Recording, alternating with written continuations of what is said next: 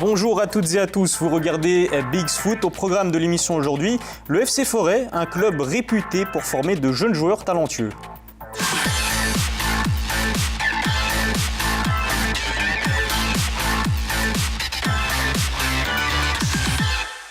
Et pour en parler, nous accueillons trois invités. Fiston Loabeya, coach de l'équipe première du FC Forêt, Lassina Konaté, coach des U17 du FC Forêt, et puis bien sûr David Dupont, notre consultant officiel. Bonjour à tous les trois. Bonjour. J'espère que vous portez bien. Alors, juste avant de parler bien sûr du sujet principal de l'émission, c'est-à-dire votre club, le FC Forêt, on va laisser la parole à David Dupont qui a un coup de gueule et un coup de cœur à faire passer.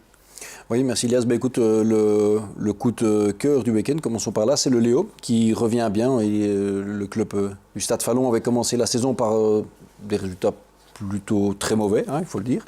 Et là, depuis quelques temps, ça va mieux, donc je suis ravi pour les Pierrots. Et puis, petit coup de gueule, eh bien, c'est la défaite surprise du RWDM, une équipe qui est censée jouer les premiers rôles, qui reste dans le top 5, mais bon, forcément, avec cette défaite contre Alost à domicile, en plus devant les supporters molenbeekois, le trou se creuse un petit peu avec Tessenderlo, et je trouve ça regrettable.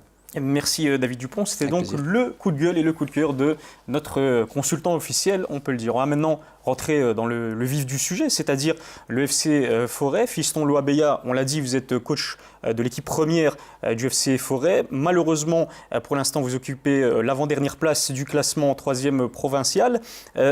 Comment est-ce que vous évaluez votre saison pour l'instant, Fiston Loabeya ? Déjà, bonjour. Je vais rectifier pas l'avant-dernière, mais c'est la dernière place. Donc on a on a 2 points. Pour moi, déjà, c'est une nouvelle expérience. Je suis dans le monde de foot depuis tout petit. J'étais joueur moi-même. Ça fait depuis cette année, je suis coach de l'équipe première, la P3. Et en même temps, je suis responsable sportif donc de tout Forêt, donc tous les jeunes. Donc j'aime ce que j'ai fait. Par contre, pour l'équipe première, je vais dire, c'est un défi. J'ai voulu avoir des jeunes dans mon équipe. Donc il y a beaucoup de U19 et c'est une nouvelle équipe, des joueurs qui viennent de gauche à droite. Donc je ne suis pas du tout inquiet de ce qui se passe parce que je m'attendais à ça. Mais je sais qu'on fera une bonne saison. On l'espère. En tout cas, ce qu'on peut dire, c'est que le dernier match de votre équipe, le FC Forêt, date du 18 novembre dernier. Rectifiez-moi si je me trompe. C'était face à l'équipe B de la Renaissance forestoise, dans le derby de Forêt. Malheureusement, vous êtes incliné donc 2-1. Fiston Loabeya, en tant que coach, bien sûr, de cette équipe, vous direz qu'il vous manque quoi encore pour décrocher votre première victoire de la saison en 3e provinciale ? La première victoire, on l'avait déjà décrochée. Malheureusement pour nous, après cette victoire, l'équipe adverse a fait un forfait général. Malheureusement pour moi et l'équipe. Donc Vraiment pas de chance, quoi. Pas de chance, on va dire. Mais je vais dire, étant donné que ce sont des jeunes qui apprennent, mentalement, ils ne sont pas assez costauds. Pour l'instant, on a un bon jeu. On peut jouer rapide, vite. Mais on n'arrive pas encore à imposer notre jeu. C'est-à-dire on s'adapte à l'adversaire. Si l'adversaire est lent, est mauvais, on va dire ça comme ça, désolé. si l'adversaire est mauvais, on va jouer à son rythme. Et pourtant, tous les jours, aux entraînements, aux matchs, j'essaie de les apprendre en essayant d'imposer notre rythme. C'est l'adversaire qui doit s'habituer à nous, mais bon, avec le temps, ça va prendre. Je pense que là, on a 2 semaines de repos. Pour la reprise, je pense que le 2e tour, ça ira beaucoup mieux. Et on va faire... il y aura des surprises. Il y aura de meilleurs résultats, mais on l'a compris, le collectif est encore perfectible. Alors, en tant que consultant, David Dupont, j'aimerais aussi avoir votre avis concernant la saison que réalise le FC Forêt. Est-ce que vous partagez l'analyse de Fiston Loabeya ? Oui, je pense, d'abord, il connaît son équipe mieux que moi, mais je pense évidemment que ce qui est intéressant, c'est qu'il a des joueurs dénués d'expérience. On peut apprendre à jouer au foot à des enfants de 6 ans quand on les récupère, quand ils découvrent le foot, quand on apprendre à des gamins, à des ados de 16, 17 ans, c'est plus compliqué, ils n'ont pas les bases, ils n'ont pas l'ABC, entre guillemets, du football. Et donc voilà, je pense qu'il est confronté à ce manque d'expérience et aussi au fait que les joueurs doivent peut-être encore juste aussi apprendre à se connaître. Il y en a certains qui jouent au foot depuis 2 ans, c'est difficile de demander monts et merveilles à des joueurs comme cela. Alors avant d'aller plus loin dans l'émission, je vous propose maintenant de découvrir les images que BX-Foot a tournées ce samedi, puisque les U17 du coach Konaté ont disputé un match en Iris League face au Brussels City. Le reportage est signé Raphaël Blandamour. Les U17 du FC Forêt recevaient le Brussels City sous une pluie glaçante. À l'image de l'importance de ce match, les regards sont graves et concentrés. Les locaux sont alors 9e de l'Iris League Elite et leurs adversaires sont quant à eux 10e. La rencontre débute avec une première action en faveur des Bleus, mais la défense contre cette frappe. De l'autre côté, on n'hésite pas à tacler et l'on insiste avec ce coup de pied arrêté qui oblige les locaux à dégager en urgence. Sur cette nouvelle action, c'est le gardien de Forêt qui sort une claquette pour s'assurer que la balle termine en corner. Si ces premières minutes sont en faveur des visiteurs, c'est finalement les Blancs qui parviennent avec cette contre-attaque à inscrire le premier but.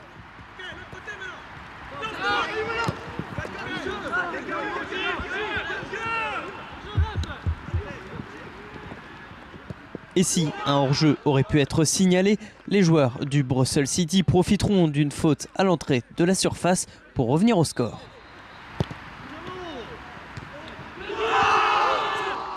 Déstabilisé, le FC Forêt concède un deuxième but après une faute rapidement jouée en milieu de terrain.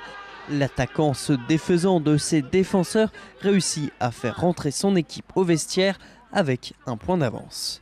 Mais une erreur défensive et une bonne manœuvre dans la surface, et voilà que Forêt se retrouve au même niveau que son adversaire. En début de seconde période, l'espoir renaît chez les jeunes de Forêt, mais c'est une éclaircie de courte durée car les Bleus vont de nouveau prendre la tête grâce à cette passe en profondeur et ce lob. C'est alors que Forêt va s'offrir une occasion rêvée de revenir à 3-3, mais sans succès finalement. En réponse, les joueurs du Brussels City inscrivent, eux, un quatrième but. Et même si dans les dernières minutes, les locaux profiteront d'une mauvaise appréciation du gardien, la rencontre se terminera avec ce score de 3-4 en faveur du Brussels City qui passe devant au classement. On l'a vu dans les images. Le FC Forêt, ou en tout cas les U17 du FC Forêt ont tout simplement ouvert le score en premier, ils ont contrôlé la partie. Malheureusement, ils ont vite perdu l'équilibre, ont encaissé 2 buts très rapidement pour au final s'incliner 4-3 face à cette belle équipe, on peut dire, de Brussels City. Coach Konaté, comment est-ce que vous avez trouvé la performance de vos joueurs ? Je pense qu'ils ont bien joué, ils ont fait un très bon match, surtout un très bon début de match. Mais par des erreurs, on a encaissé rapidement le 1-1. Et mes joueurs, mentalement, ils n'étaient pas assez costauds. Donc du coup, ça pesait un peu dans la balance. Donc on a, de suite, encaissé encore le deuxième but. On a su réagir par rapport à ça. Malheureusement, ce n'était pas assez parce que tout de suite après, on prend le troisième. Et ça nous tue, quoi. C'est principalement un aspect mental peut-être qui manque encore à cette équipe pour pouvoir enchaîner plus facilement les victoires ? C'est ça. Mentalement, on est très très faible par rapport à surtout face à cette équipe qui avait du caractère. Et en fait, ça s'est gagné justement au caractère. Et je pense que si l'équipe avait un peu plus de caractère, un peu plus d'envie, je pense qu'on pouvait faire beaucoup plus mieux que ce résultat. On va justement écouter deux de vos joueurs juste après le match, des réactions à chaud, toujours au micro de Raphaël Blandamour. Je pense que ça s'est joué au mental. Après le premier goal, on était un peu abattus. On était au début dans l'euphorie de gagner et ça nous a remis les pieds sur terre très vite et on a concédé le goal directement après. C'était le match qu'on devait gagner pour pouvoir suivre un peu le classement et le championnat, mais on perd ce match sur le fil et voilà. Le Séni Konaté, je vous vois hocher les épaules. Est-ce que vous partagez l'analyse de vos joueurs ? Je suis tout à fait d'accord avec eux. Ils ont bien raison, c'est ce qui s'est passé. Donc, j'espère qu'on va, dès la semaine prochaine, entamer un bon match.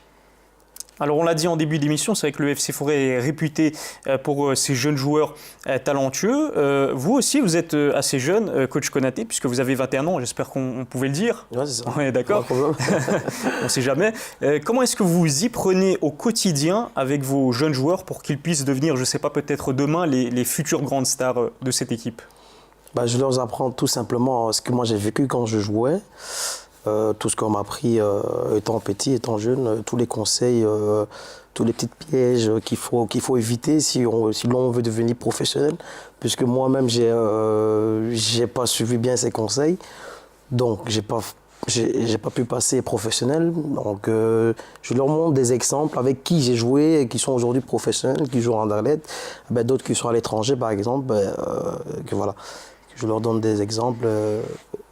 Ça, ils voient qu'il faut travailler et puis rester concentré.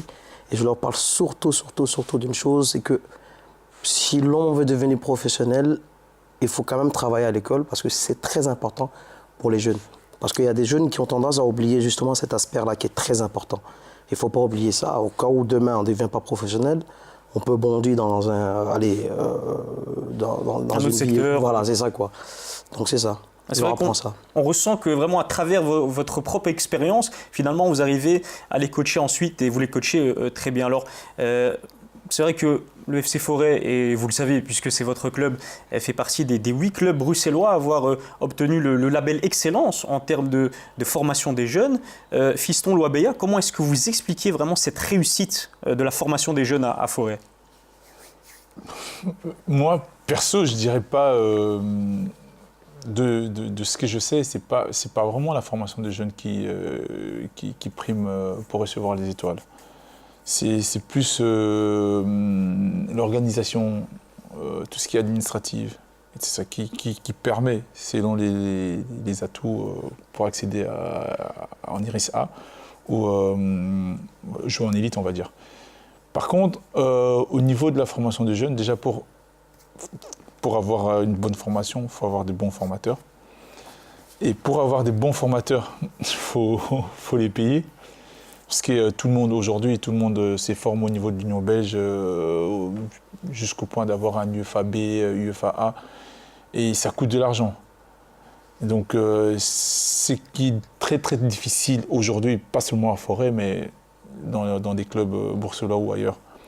Donc ici, on essaie de travailler plus avec des jeunes comme Konaté, qui ont joué au football, qui aiment le football, qui connaissent le football. Et à travers leur vécu, on essaie aussi de leur donner ce que nous, on a, apporter ce qu'on a eu, on va dire ça comme ça, et en espérant que ça va porter fruit. Mais par contre, pour vraiment la formation, il nous faut encore beaucoup.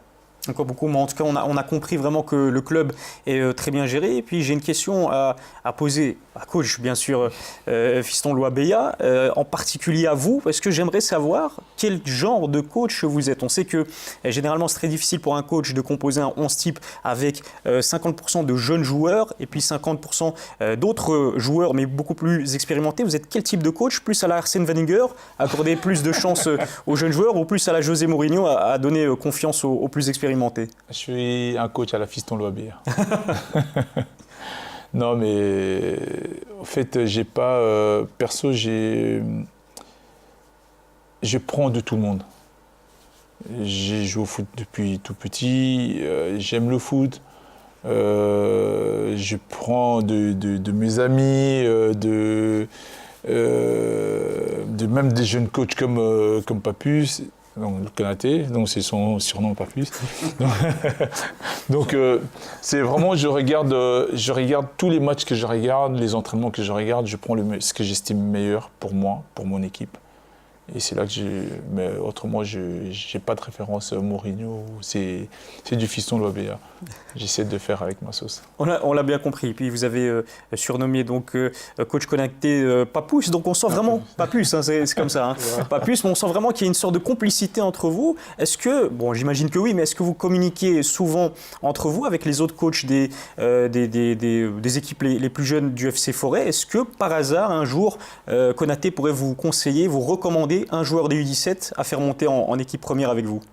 Évidemment, c'est l'objectif. Là, on travaille avec des jeunes, comme vous avez dit tout à l'heure, que FC Forêt est réputé pour une formation de jeunes. Le but, c'est de retrouver tous nos jeunes, la plupart des jeunes en équipe première. Donc si je ne collabore pas avec mes coachs de U17, U19, ça n'ira pas. Je ne suis pas, heureusement ou malheureusement, par moment, je ne sais pas aller voir tous les matchs. Parce que tous les matchs de U17 ou de U19, donc je suis obligé de collaborer et communiquer avec mes entraîneurs de U17 et U19. Mais là, comme actuellement, cette semaine, ils doivent m'envoyer 3 de ces jours. Donc c'est vraiment... c'est super pour le club. C'est super pour le club, c'est ce qu'on cherche. Et pour l'instant, j'ai vu les U19, j'ai vu les U17. Ce que j'ai vu, je préfère prendre... mais dans mon équipe, j'ai déjà 5 U19, donc c'est déjà pas mal. J'ai bien fait de poser la question, en tout cas. Les 2 exemples les plus criants de cette formation à la Forestoise, on peut en citer 2. Mohamed Bourit d'un côté, Edmond Compagnie de l'autre, 2 joueurs passés par le FC Forêt, puis ensuite qui ont été transférés à Boavista, quand même en première division portugaise il y a de cela 2 ans. David Dupont, est-ce qu'on peut dire que l'objectif principal, ou en tout cas l'un des objectifs les plus importants du club, ce ne serait pas de faire briller ces jeunes pousses dans des clubs, dans des grands clubs, soit en Belgique, soit même à l'étranger? Si, bien entendu, mais je pense aussi l'intérêt, évidemment, qu'a un club comme Forest, d'abord, évidemment, de former ces jeunes, leur permettre peut-être de passer ensuite au BX Brussels, puisqu'on sait qu'il y a un accord de collaboration entre les deux. Maintenant, je pense qu'il y a un point qu'il faut impérativement souligner, j'en discutais là tout à l'heure avec Fiston, c'est qu'on a l'impression que parce que c'est le club de Vincent et compagnie, je parle du BX Brussels, il faut faire de l'élitisme parce que c'est Vincent. Or, je pense que la vocation première du BX Brussels, comme Forêt, comme le Black Star, c'est aussi d'avoir un rôle social, de l'assumer. Et qui dit social dit permettre à des jeunes, plutôt que de traîner en rue, de jouer au football, les encadrer, leur inculquer aussi des vertus, des qualités, des valeurs, etc. Et donc, on ne peut pas s'attendre à ce que des gamins débutent et deviennent des stars du jour au lendemain. Donc c'est un processus qui demandait beaucoup de temps, de l'encadrement, de la patience, etc. Et donc voilà, je pense que les gens ne doivent pas forcément faire le raccourci compagnie et élitisme parce que ce n'est pas le but recherché par aucune des 3 entités. On est d'accord, et la transition est toute trouvée. D'ailleurs, on parlait d'Edmond Compagnie, qui n'est autre que le cousin de Vincent Compagnie. C'est vrai que peu de personnes le savent, mais le FC Forêt est en quelque sorte sous la tutelle du BX Brussels, qui est le club géré par Vincent Compagnie, défenseur à Manchester City. Quelle est la nature des relations qui lient les 2 clubs, Fiston Loabea? Il y a une très très bonne collaboration qui dure, je pense que c'est la 3e année maintenant. Tous nos jeunes, donc les jeunes de FC Forêt, Black Star et le BX Brussels, peuvent passer d'un club à l'autre, de U6 à U19. Donc le but, comme il a dit, hein, c'est d'éviter que les jeunes traînent dans la rue. C'est vraiment de les encadrer, de les inculquer les valeurs.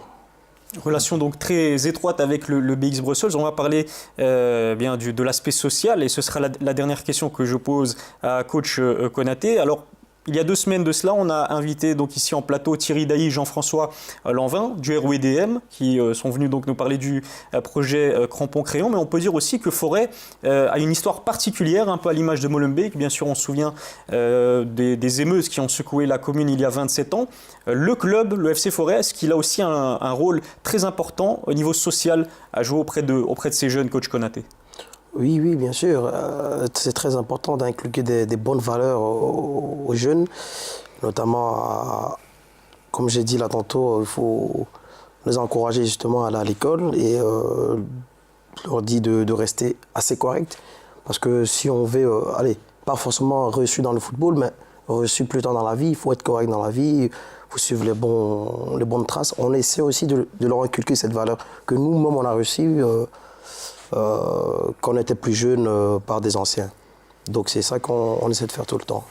Merci à tous les 3 d'avoir répondu aux questions de BX Foot. On a passé un agréable moment. Juste avant de se dire au revoir, on va passer au tableau des résultats en première provinciale. Vous le voyez, il apparaît à l'écran. Le FC Saint-Michel a remporté le premier match de sa saison 2-1 face à Boisfort.